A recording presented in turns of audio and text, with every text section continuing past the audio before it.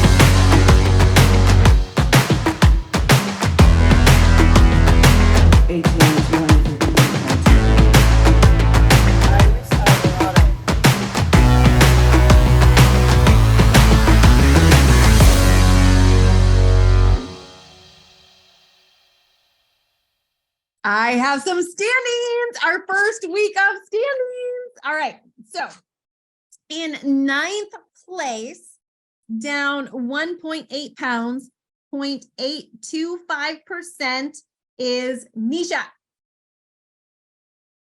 In 8th place, down 1.4 pounds, 0.826%, so 0.001% ahead of Nisha is Amber. In 7th place, down 2.6 pounds, 1.17%, Scholar. In 6th place, down 2.6 pounds, 1.24%, Bev. In 5th place, down 3.9 pounds, 1.51%, ATN. In 4th place, down 5.6 pounds, 1.57%, Nakia. Our top three. Look at the couple looking at each other. They're like, we're both in the top 3. Oh my gosh. In 3rd place, down 5.8 pounds, 2.45%, Iris. Which means our top 2. In 2nd place, down 5 pounds, 3.17%, Emily. And in 1st place, down 8 pounds, 3.52%, Brett.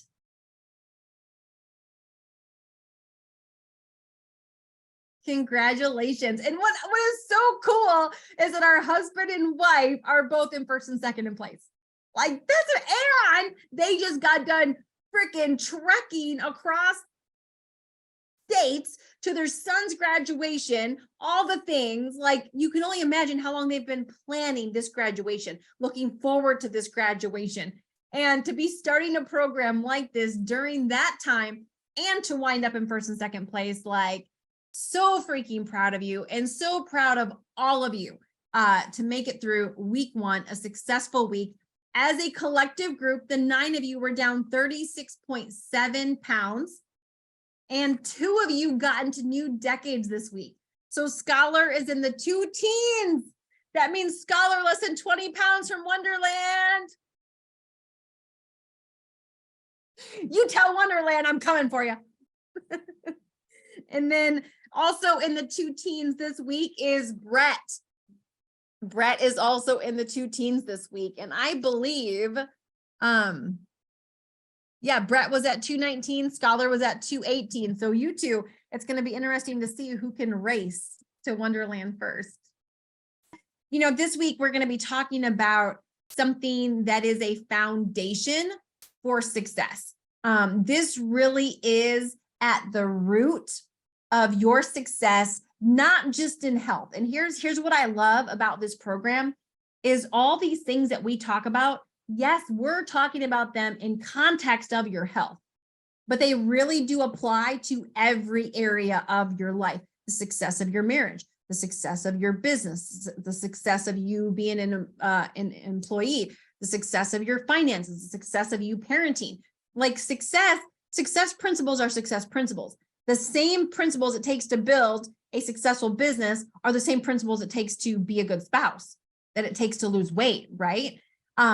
We're obviously just talking about them in the context of health, but this is the same thing when it comes to your marriage. Like if you want to build a successful marriage, what we're going to talk about tonight is at the core of that. And if your marriage is not doing well, or if you're roommates and you're not passionately married to your spouse, it's because this is lacking. And so, and this is for those of you that have the same faith I do and you believe in the Bible, this is actually biblical that we're supposed to do this as well. And so, tonight we're going to be talking about vision. And more importantly, your vision for your health. Your vision for your health. And the truth is, most people put more planning, they have a bigger vision for their wedding day than they ever do for their health. Think about the vision you had for what your wedding day would look like. All the planning, the prodding, all the things that went into it. Think about the planning, the vision for your vacation, right? You researched, you had things written down, you had bookmarks saved, you had all this planning you did for this vacation. But think about normally our health. How much planning and how much work do we put into our vision for our health? For most of us, it's little to none. For most of us, as we age, we accept whatever weight we are. We buy clothes to fit our butt, even as it grows. I had multiple sizes in my closet because my butt just kept growing. As I aged, it just wasn't getting smaller. It was getting bigger. And, that sucked, but it was what it was. But so here's the thing with the vision, right? So at some point during this weight loss journey, there are going to be moments, there's always going to be moments where you want to call it quits, right? It's the same thing with your marriage. Why do you think they make you stand across from each other and say vows? And why do you think in those vows they say for better or for worse? They don't just say for better. Why? Because they know there's going to be a for worse in there sometime. Why do you think they say for richer or for poorer, in sickness and in health? Like they make you literally say these vows that you're going to stick with this person through hell. That's basically what they're saying, right? Because they know that even though you love this person and you're standing across from them and you got all ready and you're googly-eyed and you think their snoring is cute and they're just so, you can sit on the phone and listen to them breathe and in and out, and they leave their socks on the floor and it's no big deal. They know at some point you're gonna want to kill them over those socks. So you take these vows, right? Now I want you to imagine if we stood at the altar and a husband and wife was like, well, I do as long as you don't gain 20 pounds. I do as long as you're not a jerk.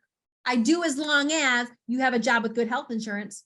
I do as long as you do that. If we had all these conditions on our I do, right? I mean, obviously, I think some people do, hence why the divorce rate's so high. But a marriage with conditions doesn't work. So does a health journey with conditions. You can't be conditionally committed and expect this thing to work. There are going to be days and moments and times where you just want to quit, where it seems like it's too hard, where it seems like it's too much, where you just want the freaking cheeseburger, where you just want the Snickers. There's going to be stressful days where you want to go just sit down and watch Netflix and eat a bag of chips, because why? That's what we've always done.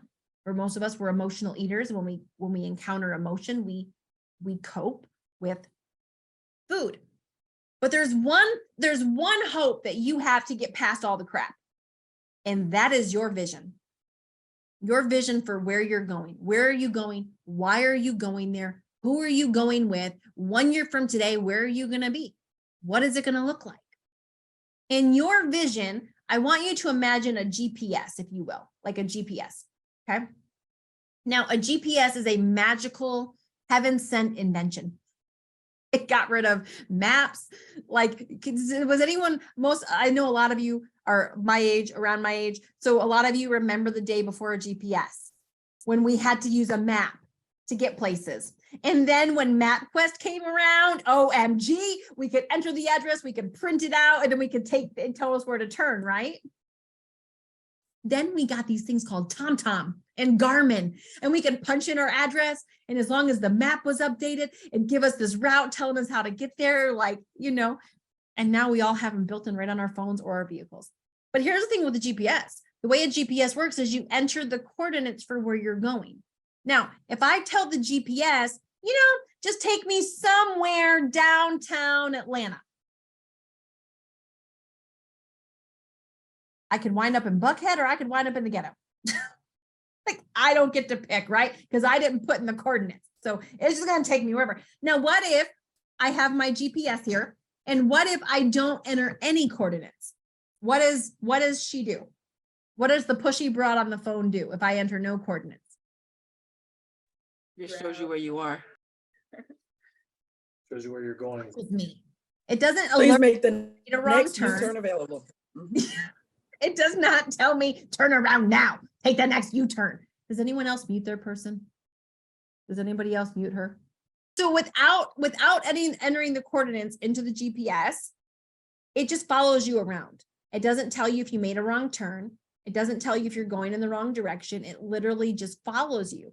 But as soon as you enter the coordinates, it's going to tell you your fastest route, your fastest and your shortest route from point A to point B, correct? As soon as you enter in exact coordinates, as soon as you know where you want to go, it's going to give you the fastest and shortest route to get there, okay? Now, what happens along that route if we miss a turn? What is it? Because it tells us our ETA, right? We're going to get there at this time. Now, if we miss a turn, or what if we stop at Buc-ee's, or what if we stop at Quick Trip, or what if we stop at a gas station? What does it do to what if we get off track and we make an unexpected stop? What does it do to our final ETA? It recalculates. It recalculates and it adds time, doesn't it? It adds time on when we're going to get there. So your health journey is very similar, okay? So your vision is your coordinates of where you're going. As soon as you have coordinates of where you're going, now all of a sudden your GPS, which is your brain, can start figuring out how to get there. It can start telling you how to get there. It can start mapping out the fastest, shortest route on how to get there. Now, every time we get off track in the program, every time we put something in our mouth we shouldn't have, every time we don't get our water in, every time we don't get to our eating window, every time we get off track, guess what it's adding to that ETA? Time. It's adding time. When I figured this piece out, I was like, oh, heck no. Like, okay, give me the fastest route from this point to this point. I want to take the least amount of wrong turns possible, the least amount of unnecessary stops. I just want to get there. And so your vision, here's the thing about your vision, okay? Your vision is what's going to push you through the hard moments, the moments when you want to quit, the moments when you give up. You know, there's a saying that says when the going gets tough, the tough get going. The truth is when the going gets tough, most people quit. That's the truth. When the going gets tough, most people jump ship and find something else. That's the truth. That's the truth. Not champions though. Champions, they know that they can't always go around the crap. Sometimes you have to go through it. And never the mind of listen to me. All of you are here because you want a transformation, because you want a testimony, because you want a transformation. You want to be like Aisha from several seasons ago, who lost 115 pounds in 9 months. All of us want the testimony. Jerry, losing 71 pounds in 4.5 months, going from a keg to a 6-pack, right? But what you have to realize is before the testimony, there will be a test. You will be tested to see how bad do you want the thing that you say that you want? How bad do you want it? Are you willing to push through the hard? Are you willing to push through the inconvenience? Are you willing to push through the unexpected moments that life chooses to throw at you? Because there will be them. There will be days where you just don't feel like it. You just don't feel like meal prepping. You just don't feel like cooking. The day's been stressful. Your boss has been a jerk. Your car broke down. Your debit card got hacked. Your credit card got hacked. Whatever it is, there's going to be crap that happens. The kids are sick. Are you willing to push through those moments? Are you willing to fight for this thing that you say it is, that you say that you want? You're going to be tested. Before any testimony comes the test. And it's during those times that you're tested where your strength is built. That's where we get stronger. You don't get stronger during the easy times when you're not tested. You get stronger during the times you're tested. You get stronger during those times when you persevere, when you want to give up and you want to give in, but you don't.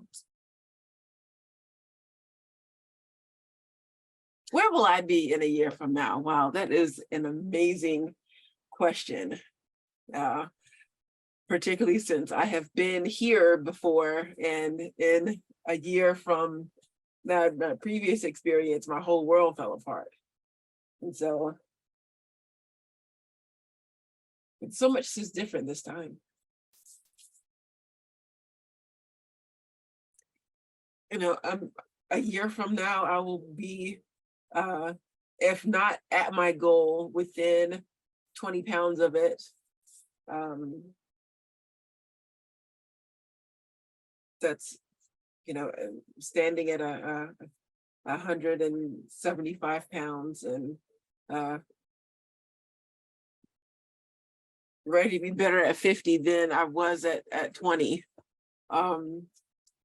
Continuing to date and nurture the relationship with my husband, and my youngest will be going into middle school. And through all that, I will have maintained the commitment to myself to take care of me so that I can take care of them, to remember to fall in love with the process, like this journey, and continue to focus on graceful accountability for myself, commitment to the journey, and recognizing that it's not all or nothing, that every step forward towards my goal is progress, and then striving for progress over perfection. Continue to give myself grace if I don't get everything just so, and completely retooled wardrobe. My daughter wants to buy me clothes like right now, and I'm like, baby, I'm actively losing weight. There's no point in me buying clothes at this size. And she's like, well, you can still buy cute clothes. I feel in my spirit she will probably turn into my quasi stylist. But I wear a lot of black right now, and you mentioned previously, Carmen, that I remember being 10 years old and wearing a size 10. That's the first time I remember, what my weight at 10 years old. I weighed 185 pounds. And I wore a size 10. And from 10 to probably 30 or 40 something, whatever, I couldn't tell you what my weight was, because it was just kind of went up, and up. And so I recognize that the challenge for me is to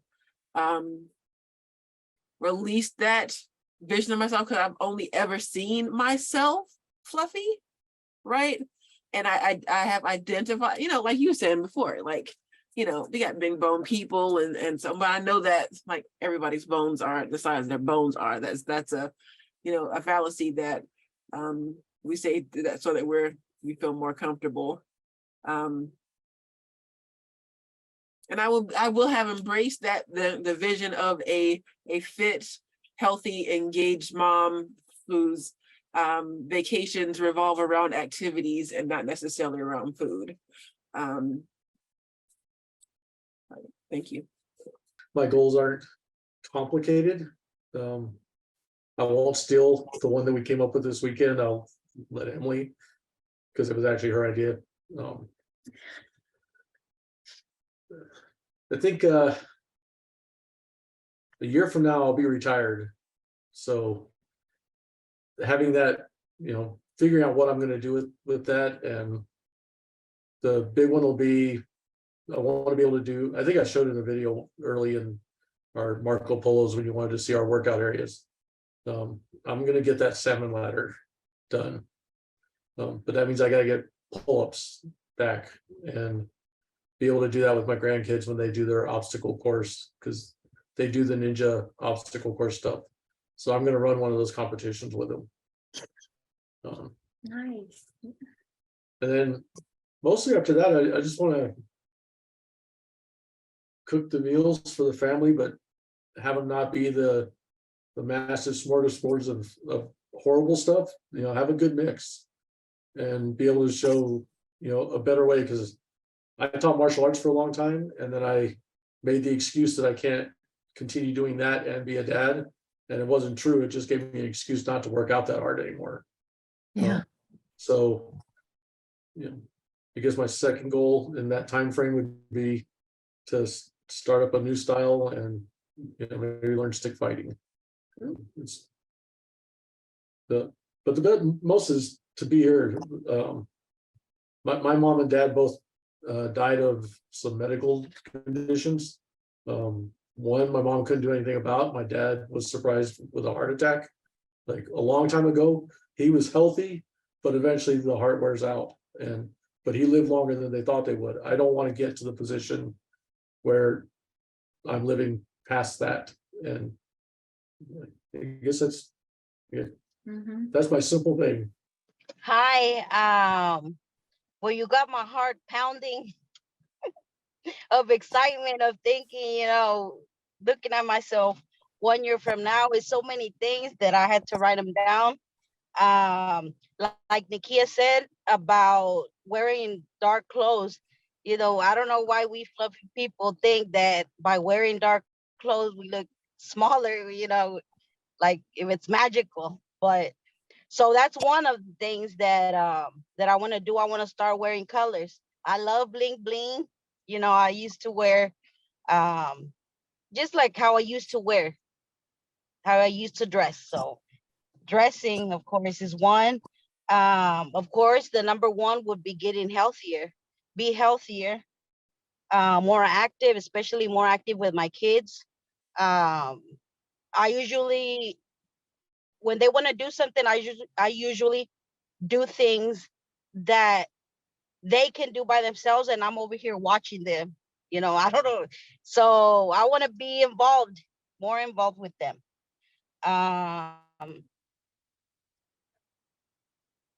And of course, another thing would be I cook for a living. So I think, well, unconsciously, my customers are getting healthier food now because,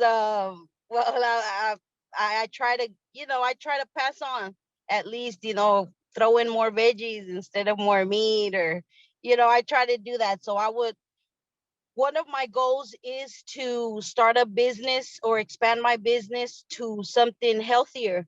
But I guess I've been going too much through there's a saying that you can't trust it says something like you can't trust a skinny chef or something like that. But so that's one of the biggest things that I want to be. I want to make things that are healthy, and of course promoting it, I have to be, I have to consume my own product, I guess. So that's another thing. And then, of course, one of the biggest things that I always would love to say is like show my before and after picture and say, look, this is my mom. Like it's my own self, right? But it's like big. This is my mom and this is me now. So that's something, you know, I would like to do. And of course, look hot. And why not start looking for a man? So You're muted, babe. Okay. There we go. Yeah, my vision, you have me thinking, and I would like to be at my goal weight of 130 pounds and to have a toned and cut, healthy body and stay committed to that and be able to wear a dress. I'm not a dress person, and because I've always been kind of on the heavier side and I've never been confident in a dress. So that would be something that I can see myself in a year. And so that is my goal, just to be able to be toned, cut, and committed to having a healthy body and being able to wear a dress confidently. But a year from now, I want to be 125 pounds. That's the size I was about 8 years ago. And I loved how I felt in showing up in exercises. And a year from now, I just want to have not a better, but a really great, awesome relationship with myself. Because I feel if I don't have a relationship with myself, it affects other folks. I have girlfriends sometimes who will call me to go out for lunch. But the thought of me going to that closet and trying to dress into something nice just makes me say, I don't want to go for lunch. Or my husband will say, we'll go on a vacation. And I'm thinking it's summer and the clothes that I have to wear. So that alone has affected my relationship. I think I said at the beginning of the program, I'm from Kenya. And so before COVID, I was like 175. So I was big, but not that big. And so I've not been home since COVID. And every time I want to go home, there's that fear of who they are going to see me as.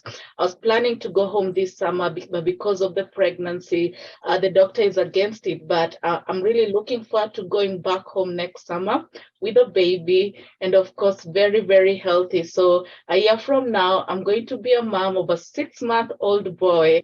And I hope I'll have this healthy relationship even. I think that kids, I don't know yet. I think baby starts winning at that time. And so I'm looking forward to having learned everything that has to do with health so that I can pass it on to my baby.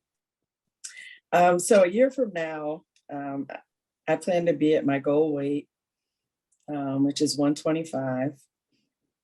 I haven't seen 125 since probably freshman year of college. I gained my freshman 15 and my roommate's freshman 15 and somebody down the hall. But coming from a house where my mom didn't cook Southern food, I was from New York. And so we'd have everything from Hungarian goulash to baked chicken, but didn't grow up on Southern food. And then I got to an HBCU and we had Southern food every day. And it was just amazing. And then going from New York, where I walked all the time, to then being in the South, where we walked a little bit slower instead of as fast. So that's where I'd like to be a year from now. I'd also like to be where my husband will go to Victoria and buy me a little black thing. Back when we were dating, he would go to Victoria's Secret. He'd say, I just need something. Yeah, she's about your size. What do you think? And so I have that up on the mirror in the bathroom. He's like, what are you talking about? I'm like, look, you haven't done this. It's been over 23 years. I said, so I need you to just go to Victoria's Secret and say, she's like your size. And I just need something and it fits. And then to enjoy a more active sex life and something that is fun for both of us. As I'm on this journey, he's on his own journey. So getting to that space, because that's something, I'm busy all the time. My schedule keeps me busy. I travel a lot, but I'm also home where I try to be present. And we're working on that dating piece because life happens and we're always together at some point before the night is over, but it's whether both of us are still awake or one sleep or what have you. So being able to spend that time where it's just the two of us, and we're focused on just that intimate space and enjoying it. And size is not a factor because right now, boy, oh boy, size makes a difference. It really does, especially when I talk I'd also like to be off of both of my blood pressure medications, and that not being a factor, which will then also allow me to run through airports. People that know me well know that I'm very rarely early for my flights, and I fly often. I'm usually running through airports trying to catch connections or what have you. And it's tough when you run out of gas and you're trying to round the corner at O'Hare Airport and you have nothing left to give and you can see the doors closing. So I'd like to be able to be more efficient at running through the airport. And so at that 125, I'll be able to do just that. And yeah, and then to successfully complete a mud run and not be winded when I get done. I did one a year and a half ago, and while I finished it, it took everything I had to finish it. So I'd like to be able to enjoy it and put all those pieces together. And then to go get my suits off the rack. I'm a suit girl, so I love a good suit. I love a good A-line dress. That's my style, and I'm more comfortable dressed than I am casual. So I'm usually in a suit or a dress, and yeah. Probably 36 hours ago, my goal was shown to me. But so a year from now, so my goal weight, I would like to be 125 because I, like in the 9th to 10th grade, my mom always fed us healthy food, and I was about 99 pounds. And then I got a job at a pizza place. And yeah, you can call yourself in a pizza. Ooh, they didn't pick it up. You can take it home. And the big joke was like Jordache jeans. Probably nobody is old enough to remember those. But they were probably size 0. And I was washing the tables at the pizza place, dropped the rag, pick it up, both cheeks split. I had to wear 2 aprons that day and had no clothes. So I think I went from 99 to like 140, probably in 3 months, because I could eat what I wanted. And so 125 would be great. I've never seen that. But I've always been a jogger, sort of like the Althea, is that her name?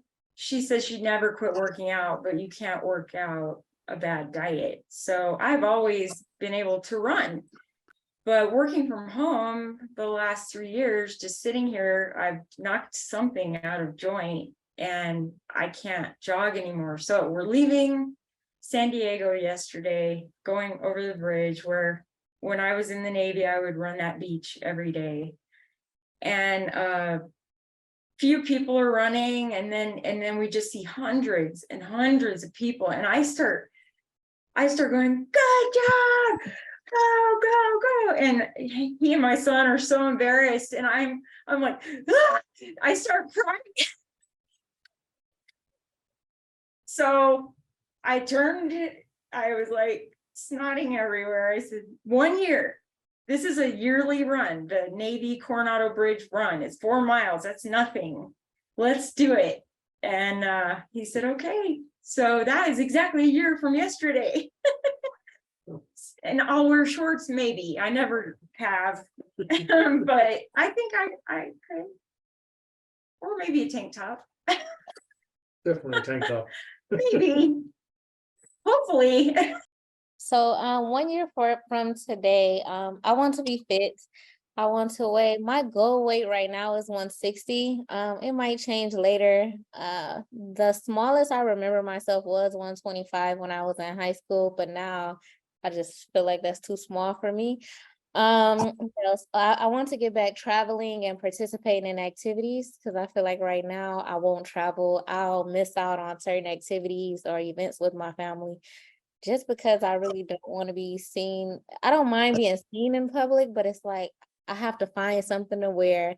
I want to stay covered up, but we live in Florida, so that's pretty challenging to go outside covered up. I'm another one who's always wearing all black, so I want to change that. I want to get back into wearing colors. What else? I want to be more confident. I want my blood pressure to be back normal. I did recently get taken off the medication, but so I want to keep my blood pressure steady and healthy. I want to also run. I was a runner in high school, so I do want to participate in a marathon, and I've looked up about 3 marathons that I want to participate in. I want to do that. And then what else? Oh, and change my wardrobe. So I've already went through all of my clothes and I've gotten rid of almost everything right now, except for what I have to wear to work and my workout clothes. Everything else, I've already changed my wardrobe. I bought about 20 pieces for the size that I want to be. And I'm just looking forward to getting in those clothes. And I just want to drive my husband crazy. Like, I just want to walk past him and his eyes just light up like, where are you going? Like, so, and that's what I'm looking forward to, and just being healthy. Like, I want to get back healthy.